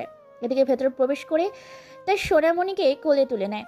ফয়সালের ভাবি বলে ওঠে, ভাই তুমি এসেছো, সোনা, আজকে আমরা শপিং করতে যাব, তোমাকে আমাদের সাথে শপিং করতে যেতে হবে। কিন্তু ভাবি আমি তো সবেমাত্র ভার্সিটি থেকে এলাম, এখনও ফ্রেশ হইনি, খাওয়া দাওয়া করিনি। তো কি হয়েছে শুনি?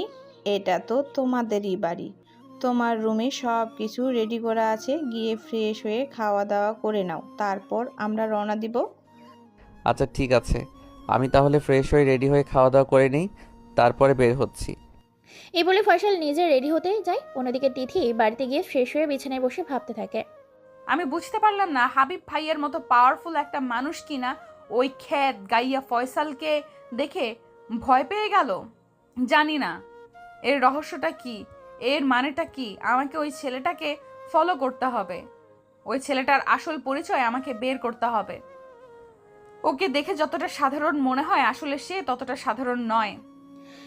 এসব কিছু বসে বসে ভাবতে থাকে তিথি। এদিকে ফয়সাল খাওয়া দাওয়া করে ফ্রেশ হয়ে রেডি হয়ে নেয়, তার ভাবিদের সাথে বের হয় গাড়ি নিয়ে শপিং মলের উদ্দেশ্যে। অন্যদিকে তিথিও বেরিয়েছে শপিং করার জন্য। কিছুক্ষণের মধ্যে তারা শপিং মলে পৌঁছে যায়, তারপর নিজেদের মধ্যে কেনাকাটা করতে থাকে। অন্যদিক থেকে তিথিও কেনাকাটা শুরু করে। এদিকে ফয়সাল ও তার পরিবার, অন্যদিকে তিথি ও তার বান্ধবী শপিং করছে। এক পর্যায়ে শপিং করতে করতে দুইজন দুজনের সাথে ধাক্কা খেয়ে তিথি পড়ে যায়। তিথি উঠে দাঁড়িয়ে যখনই গালি দিতে চাপে তখনই দেখতে পায় ফয়সাল। তিথি বলে ওঠে, গাইয়া ভূত কোথাকার, তুই এইখানে এসে আমাকে ধাক্কা দিলি, তোর কি লজ্জা হয় না? এই কথা বলে তিথি যখনই চলে যেতে নিবে তখনই সে তার বান্ধবীকে দেখে থমকে যায়। হ্যাঁ, তার শালিনী বান্ধবীকে দেখে থমকে যায়। এটা অন্য শালিনী। তিথি শালিনীকে দেখেই বলে ওঠে, আরে শালিনী, তুই এখানে কি করছিস?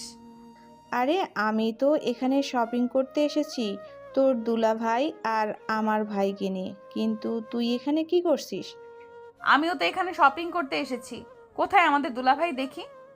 এটা হচ্ছে তোর দুলা ভাই, এটা আমার মেয়ে, আর এটা হচ্ছে আমার ভাই। এটা তোর ভাই মানে? এই খ্যাত গাইয়া ভূত তোর ভাই হলো কি করে? ও আমার ভাই মানে ওর তো দুলা ভাইয়ের ভাই, আমার দেবর। এক মিনিট, তুই ওকে গাইয়া খ্যাত কেন বললি? আমি তো ঠিকই বলেছি, ও তো গাইয়া খ্যাত। কলেজে গাইয়া খ্যাত হয়ে যায়। মানে হলো। তারপর তিথি ভার্সিটি থেকে শুরু করে শেষ পর্যন্ত এক একে সমস্ত ঘটনা খুলে বলতে থাকে। তিথি সমস্ত কথা শুনে তো শালিনী আর নাসির হবা ফয়সালের এরকম কর্মকাণ্ডে। এবার শালিনী বলে ওঠে, আরে তিথি, তুই ভুল করছিস, ও কোনো ফকিন্নি গাইয়া খ্যাত নয়।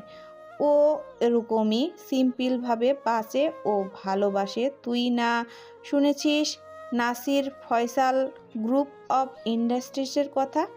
সেই ইন্ডাস্ট্রিজের মালিক হচ্ছে ওরা দুই ভাই। তিথি এত বড় কোম্পানির নাম শুনে অবাকের চরম পর্যায়ে। তিথি বুঝতে পারেনি যে এরকম গাইয়া খ্যাত একটা ছেলে এত বড় কোম্পানির মালিক হতে পারে। তিথি বলে ওঠে, তুই সত্যি বলছিস? আমার তো কোনো বিশ্বাস হচ্ছে না যে এই ফয়সাল একটা ইন্ডাস্ট্রিজের মালিক। দেখে তো বোঝা যায় না, ঝোঁক রুটে কোথাকার খ্যাত গাইয়া সে যে কলেজে যায়। এই কথা শুনে ফয়সালের ভাবি শালিনী এবার মুচকি হাসি দেয়। তার ভাইও মুচকি হেসে দেয়। শালিনী বলে ওঠে, ও সারা জীবন এরকমই, তুই ওকে গাইয়া কেন বলছিস? ও খ্যাত গাইয়া কোনোটাই না, ও হচ্ছে সরল সাদা। আচ্ছা ঠিক আছে, যাই হোক, আমি এখন গেলাম, ভালো থাকিস। ঠিক আছে, তুই কিন্তু অবশ্যই একদিন আমাদের বাড়িতে ঘুরতে আসিস। তুই তো অনেক ব্যস্ত, তারপরও ঘুরতে আসিস। ঠিক আছে, চেষ্টা করব যাওয়ার জন্য, দেখি যেতে পারি কি না। তোর দেবরটাকে সাবধানে থাকতে বলিস, ভার্সিটিতে যেন আমার সাথে কোনো ঝামেলা না করে। কথাগুলো বলে চলে যায় সেখান থেকে তিথি। এরপর ফয়সালের ভাবি তাকে বলে ওঠে, কালকে থেকে ভার্সিটিতে যেন আমি তোকে স্মার্ট আর হ্যান্ডসামদের মতো যেতে দেখি, না হলে কিন্তু তোর খবর আছে। ফয়সাল আর কোনো কথা বলে না, চুপচাপ গাড়িতে গিয়ে বসে পড়ে। তারপর সবাই মিলে বাড়িতে চলে আসে। বাড়িতে এসে খাওয়া দাওয়া করে যে যার মতো রুমে গিয়ে শুয়ে আছে। অন্যদিকে তিথি মনে মনে ভাবছে, ফয়সাল এত বড় কোম্পানির মালিক, তারপরও কি না কলেজে খ্যাতদের মতো আসতো। এই জন্য হয়তো হাবিব ভাই তাকে দেখে ভয় পেয়েছিল, আর ভয়ে তাকে কোনো কিছু করেনি। এসব কিছু ভাবতে ভাবতে ঘুমিয়ে যায় তিথি। ল্যাপটপে কিছু কাজ করতে থাকে ফয়সাল। দেখতে দেখতে রাত শেষ হয়ে সকাল হয়। পরদিন সকালে সবাই ভার্সিটিতে যেতে শুরু করেছে। তিথি তার R15 বাইক নিয়ে ভার্সিটিতে প্রবেশ করে। এদিকে রেডি হয়ে ফ্রেশ হয়ে হালকা কিছু খেয়ে বেরিয়ে পড়ে আমাদের গল্পের হিরো। আজকে ফয়সাল ভীষণ স্মার্ট, হ্যান্ডসাম এবং তার পছন্দের ইয়ামা লাক্সারি কার 15 বাইকটা নিয়ে ভার্সিটির উদ্দেশ্যে বেরিয়ে পড়ে। সবাই তাকিয়ে আছে হা করে ফয়সালের দিকে, কারণ ফয়সাল আজকে ভীষণ স্মার্ট এবং হ্যান্ডসাম হয়ে ভার্সিটিতে প্রবেশ করেছে। কেউ তাকে চিনতে পারে না। ভার্সিটির মেয়েগুলো সেদিকে হা করে তাকিয়ে আছে, কারো যেন চোখের পলকই পড়ছে না। সবাই অপলক দৃষ্টিতে তাকিয়ে আছে ফয়সালের দিকে। ফয়সাল কোনো দিকে না তাকিয়ে বাইকটি গিয়ে পার্কিং করে পায়ে হেঁটে আম গাছের নিচে গিয়ে বসে পড়ে। সবাই সেদিকে হা করে তাকিয়ে আছে। মেয়েগুলো যেন ফয়সালের উপর ক্রাশ খেয়ে ফয়সাল ভীষণ স্মার্ট হয়ে এসেছে যে। অন্য দিক দিয়ে ভেতরে প্রবেশ করেছে তিথি। প্রত্যেক দিন যে জায়গায় বাইক স্ট্যান্ড করতো সে জায়গায় আজকে তার থেকে বড় একটা দামি বাইক পার্কিং করেছে। এটা দেখে তিথিও অবাক হয়ে যায়। তিথি বাইকটা পার্কিং করে তার বান্ধবীদের কাছে যায়। এমন সময় সেখানে সাদিয়া বলে ওঠে, তিথি, ওই দেখ, আজকে ভার্সিটিতে একটা সুন্দর ছেলে এসেছে, ভীষণ স্মার্ট। আর ওই যে দামি গাড়িটা দেখছিস, সেটা ওর। সাদিয়া কথাটা বলে তিথিকে সেদিকে দেখিয়ে দেয়। তিথি সেদিকে তাকিয়ে তো অবাক হয়ে যায়। সত্যি ছেলেটা ভীষণ স্মার্ট। ওদিকে চোখ থেকে রঙিন সানগ্লাসটা খুলে ফেলে ফয়সাল। ফয়সালকে দেখে তো সবার টাসকে খেয়ে যায়, যে সবার মাথা ঘুরে যায়। তিথি তো ভ্যাবা জায়গা খেয়ে গেছে। এক এক করে সবাই ফয়সালের সাথে কথা বলার জন্য তার কাছে যায়। ফয়সাল হাসি মুখে সবার সাথে কথা বলছে। অন্যদিকে গুটি গুটি পায়ে ভেতরে প্রবেশ করে কোনো এক ছেলে। ভেতরে প্রবেশ করে এদিক ওদিক তাকে একটা রহস্যময় হাসি দিয়ে ফয়সালের কাছে গিয়ে বসে পড়ে। আর বলে ওঠে, হাই, আমি মেহেদি। তুমি নিশ্চয়ই ফয়সাল? হ্যাঁ আমি ফয়সাল, কিন্তু তোমাকে তো চিনতে পারলাম না। আমি মেহেদি। আজকে ভার্সিটিতে নতুন অ্যাডমিশন নিয়েছি। তোমাকে আমি আগে থেকেই চিনতাম, তাই তোমার কাছে এলাম। তাই তুমি আমাকে কিভাবে আগে থেকে চেনো? আমার তো মনে পড়ছে না। জানি না, তবে কোনো একভাবে তোমাকে দেখেছিলাম, তাই তোমার সাথে পরিচয় হতে এলাম। ও আচ্ছা, ঠিক আছে। মেবি আমরা কি ফ্রেন্ড হতে পারি? কিন্তু আমার মতো ছেলের সাথে কে বন্ধুত্ব করবে? যেখানে আমাকে দেখে সবাই দূরে দূরে থাকে, সেখানে তুমি আমার সাথে বন্ধুত্ব করতে চাচ্ছ? কে কি করলো বা ভাবলো সেটা আমার দেখার প্রয়োজন নেই। আজকে থেকে তুমি আর আমি বন্ধু। ওকে ঠিক আছে, তাহলে আমরা আজ থেকে বন্ধু হলাম। তারপর তারা নিজেদের মধ্যে কথোপকথন করতে থাকে, বন্ধুদের আলাপ আলোচনা করতে থাকে। দেখতে দেখতে ক্লাসের সময় হয়ে যায়। তারপর তারা ক্লাসে চলে যায়। এইভাবে এক এক করে সমস্ত ক্লাস শেষ করতে থাকে। ক্লাসরুমে তিথি হা করে তাকিয়েছিল। এইভাবে এক এক করে সমস্ত ক্লাস শেষ করে ভার্সিটির ছুটির সময় হয়ে যায়।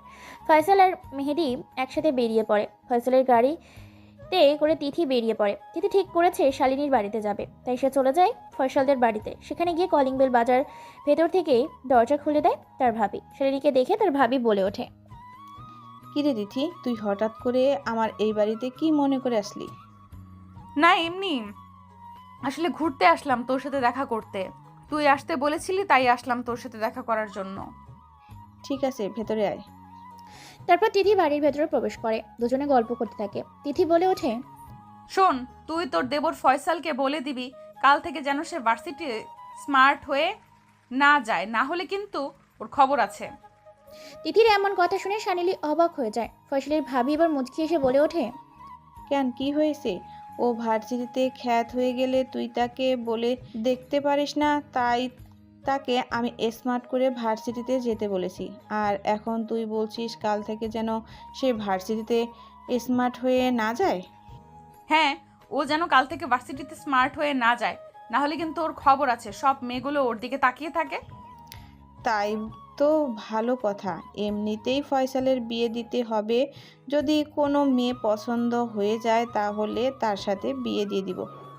দুর্বল, তোর সাথে কথা বলে লস। ওকে বলে দিবি কাল থেকে যেন সে আগের মতো খ্যাত হয়ে কলেজে যায়, নইলে ওর খবর আছে। কথাটা বলে তিথি সেখান থেকে বেরিয়ে পড়ে তার নিজের বাড়ির উদ্দেশ্যে। বাড়িতে গিয়ে ফ্রেশ হয়ে সে শুধু ফয়সালের কথাই ভাবতে থাকে। তিথির এরকম কর্মকাণ্ডে শালিনী হেসে ফেলে। শালিনী বুঝে গেছে তিথি ফয়সালকে ভালোবেসে ফেলেছে। অন্যদিকে ফয়সাল আর মেহেদি বেশ কয়েকটা জায়গায় ঘুরে তারপর খাওয়া দাওয়া করে মেহেদি বলে ওঠে, ঠিক আছে বন্ধু, আজকে তাহলে গেলাম। কালকে ভার্সিটিতে অবশ্যই দেখা হবে। ইনশাল্লাহ, বেঁচে থাকলে দেখা হবে কালকে ভার্সিটিতে। তারপর মেয়েরা সেখান থেকে চলে যায়। এদিকে ফয়সালও সেখানে আর না দাঁড়িয়ে থেকে গাড়ি করে বাড়ির উদ্দেশ্যে রওনা দেয়। এমন সময় তার পকেটে থাকা ফোনটা বেজে ওঠে। ফোনটা পকেট থেকে বের করে দেখতে পায় তার ভাই নাসির ফোন করেছে। ফোনটা রিসিভ করতে উপাস থেকে নাসির বলে ওঠে, হ্যালো ফয়সাল, তুই কোথায় রে? এই তো ভার্সিটি থেকে সবেমাত্র রওনা দিয়েছি বাড়ির উদ্দেশ্যে। বাড়িতে গিয়ে খাওয়া দাওয়া করে গোডাউনে চলে আসিস। তোর সাথে কিছু দরকারি কথা আছে। তোকে মারার জন্য গ্যাংস্টার মেহেদি ছদ্মবেশে শহরে এসেছে, কারণ তুই ওর প্রত্যেক কাজে বাধা দিয়েছিস। আমি খবর পেলাম। তুই 100% শিওর তো? হ্যাঁ হ্যাঁ, আমি 100% শিওর আছি। এতদিন তার দলের ছেলেদেরকে মেরেছে, এখন স্বয়ং তাকে মারবো আমি।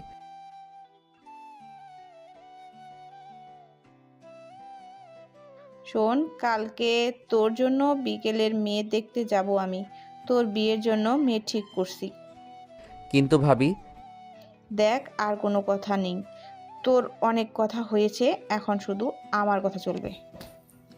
এরপর ফয়সাল আর কোনো কথা না বলে বেরিয়ে পড়ে গোডাউনের দিকে। বেশ কিছু কাজ করে আবার রাতে তারা চলে আসে। দুই ভাই মিলে খাওয়া দাওয়া করে ঘুমিয়ে পড়ে। পরদিন ভার্সিটিতে আবার চলে যায়। মেহেদি আর ফয়সালের বন্ধুটা বেশ গভীর হয়। মেহেদি বলে ওঠে, বন্ধু, তুই কি জীবনে কাউকে ভালোবেসেছিস? ভালোবাসি না, তবে একজনকে খুব পছন্দ করি। কে সেটা যাকে তুই পছন্দ করিস কিন্তু ভালোবাসার কথা বলতে পারিস না? আমাদের ভার্সিটির 1 নম্বরের বদমাস এবং ডেঞ্জারাস তিথিকে। কি, তুই তিথিকে ভালোবাসিস আর তুই কিনা এ কথাটা বলতে পারিস না? ভয় করছে। আচ্ছা ঠিক আছে, কালকে আমি তোর হয়ে ওকে বলে দেব। এইভাবে তারা অনেক কথা বলে। দেখতে দেখতে ভার্সিটির ছুটি হয়ে যায়। তারপর যে যার মতো বাড়িতে চলে যায়। বিকালে তার ভাবির কথা মতো মেয়ে দেখতে যায়। রুমের মধ্যে সবাই বসে আছে। এমন সময় মেয়েকে নিয়ে আসা হয়। মেয়ের মুখটা দেখেই তো ফয়সাল টাসকি খেয়ে যায়, কেননা তার সামনে স্বয়ং তিথি বসে আছে। তিথিকে দেখেই ফয়সালের কথা বলার ভাষা হারিয়ে ফেলেছে। তার ভাবি বলে ওঠে, আন্টি, আপনাদের মেয়েকে আমাদের পছন্দ হয়েছে। আমরা আপাতত আংটি পরিয়ে দিয়ে যাব, 2 দিন পরে তাদের বিয়ে। ফয়সালকে তার ভাবি চোখের ইশারা দেওয়ার সাথে সাথে ফয়সাল তিথির হাতে আংটি পরিয়ে দেয়। তিথিও পরে নেয়। তারপর তারা দুজনকে আর কোনো কথা না বলে খাওয়া দাওয়া করে সেখান থেকে বেরিয়ে পড়ে ফয়সাল। ফয়সাল ফোন করে মেহেদিকে আর বলে ওঠে, হ্যালো মেহেদি, কোথায় তুই? আমার তো বিয়ে ঠিক হয়ে গেছে তিথির সাথে। ভাবি আমাকে না জানিয়ে ওর সাথে বিয়ের ব্যবস্থা করেছে। এ তো ভালো কথা। বিয়ে কোন দিন? 2 দিন পরে ওর সাথে আমার বিয়ে ঠিক করেছে। মেহেদির সাথে আরো অনেক কথা বলে। অন্যদিকে মেহেদি মনে মনে ভীষণ খুশি। দেখতে দেখতে একদিন কেটে যায়। তিথি শপিং করতে বের হয়েছে তার বান্ধবীদের সাথে। এমন সময় শপিং মলে বেশ কয়েকজন ছেলে পুলে তিথিকে তুলে নিয়ে চলে যায়। খবর পেয়ে ফয়সাল সেখানে চলে আসে। এমন সময় পকেটে থাকা ফয়সালের ফোনটা বেজে ওঠে। ফোনের স্ক্রিনে তাকিয়ে দেখতে পায় মেহেদি নামটা ভেসে উঠেছে। ফোন রিসিভ করতে উপাস থেকে বলে ওঠে, কিরে ফয়সাল, ওরফে কে কে, কেমন আছিস? মেহেদি, তুই এসব কি বলছিস? শুধু মেহেদি নয়, টাটা মেহেদি, তোর জম। তোর ভালোবাসাকে বাঁচাতে চাইলে এই ঠিকানায় চলে আয়। কুত্তার বাচ্চা, টাটা। তুই ছদ্মবেশে তার মানে আমার সাথে এতদিন বন্ধুত্ব করেছিস? তোকে আমি টুকরো টুকরো করে ফেলবো যদি তিথির কোনো কিছু হয়। ভালোবাসার মানুষটাকে বাঁচাতে চাইলে আমার ঠিকানায় চলে আয়। কল কেটে দেয়। তারপর নাসির, ফয়সাল আরও বেশি কিছু ছেলেপুলে নিয়ে বেরিয়ে পড়ে মেহেদির গোডাউনের উদ্দেশ্যে। সেখানে গিয়ে ফয়সাল দেখতে পায় তিথিকে চেয়ারের সাথে বেঁধে রাখা হয়েছে। মেহেদি বলে ওঠে, মরার জন্য তাহলে চলে এলি? তোর খেলা এখানেই শেষ। কথাটা বলেই মেহেদি চোখের ইশারা দেওয়ার সাথে সাথে তার ছেলেগুলো ফয়সালকে মারতে এগিয়ে আসে। হঠাৎ করে পেছন থেকে ঝড়ের মতো গুলি আসতে থাকে। চোখের পলকে 5 মিনিটের মধ্যে মেহেদির সমস্ত ছেলেপুলে মেরে একাকার করে ফেলে। শুধু মেহেদি বেঁচে আছে। চারিদিকে শুধু ফয়সালের ছেলেপুলে। মেহেদি আর কোনো কিছু বলার সুযোগ না দিয়ে মেহেদির গলার ওপর ব্লেড রেখে চালিয়ে দেয়। সাথে সাথে গলাটা শরীর থেকে আলাদা হয়ে যায়। নিথর দেহটা সেখানেই পড়ে লাফালাফি করতে থাকে। এটা দেখে দিদি ভয়ে ফয়সালকে জড়িয়ে ধরে আর বলে ওঠে, ফয়সাল, তুমি আমাকে মাফ করে দাও। আমি তোমাকে ভালোবেসে ফেলেছি। ভালোবেসে এখন থেকে তোমার সাথে থাকতে চাই। আমিও তোমার অত্যাচার আর অপমানগুলোকে কখন যে ভালোবেসে ফেলেছি বলতে পারি না। আমি তোমাকে কথা দিচ্ছি আর কখনো তোমার সাথে খারাপ ব্যবহার করব না। বাকিটা জীবন ভালোবেসে আগলে থাকবো তোমার সাথে। দুজন দুজনকে জড়িয়ে ধরে। পরের দিন তাদের বিয়ের ব্যবস্থা করা হয়। ধুমধাম করে তাদের বিয়েও দেওয়া হয়। বাসর ঘরে বসে আছে তিথি। ভেতরে ফয়সাল প্রবেশ করেছে। ফয়সাল বলে ওঠে, আজকের এই খুশির মুহূর্তে আমি তোমাকে ভালোবেসে আমার মাঝে আগলে নিতে চাই। পবিত্র এই মুহূর্তে আমিও তোমার সাথে একান্তভাবে মিশে হারিয়ে যেতে চাই তোমার অস্তিত্বে। কথাটা বলেই দুজন দুজনকে কিস করে। বেশ কিছু সময় এভাবে কেটে যায়। ধীরে ধীরে হারিয়ে যেতে থাকে ভালোবাসার অতল সাগরে। দুজন দুজনের অস্তিত্বের সাথে মিশে যেতে থাকে। নতুন জীবনের পথ চলা শুরু করে তারা এই পবিত্র রাতের মাধ্যমে। ভালোবাসার মধ্যে দিয়েই গল্পটা শেষ করে দিলাম। কেমন হয়েছে তা অবশ্যই কমেন্ট করে জানাবেন এবং চ্যানেলটিকে অবশ্যই সাবস্ক্রাইব করে পাশে থাকবেন। ধন্যবাদ সবাইকে।